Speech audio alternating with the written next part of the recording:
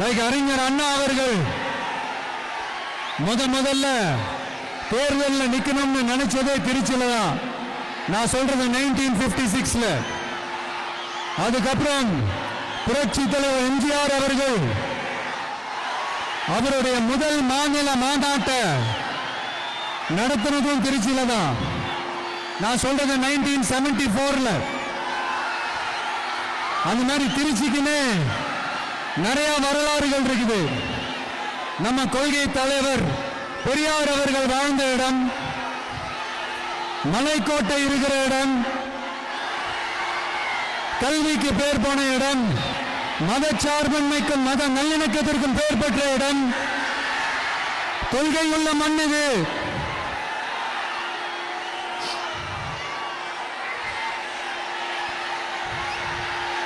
அது மட்டும் இல்ல, இன்னைக்கு உங்க எல்லாரையும் பார்க்கும்போது மனசுக்குள்ள ஒரு பரவசம், ஒரு எமோஷனல்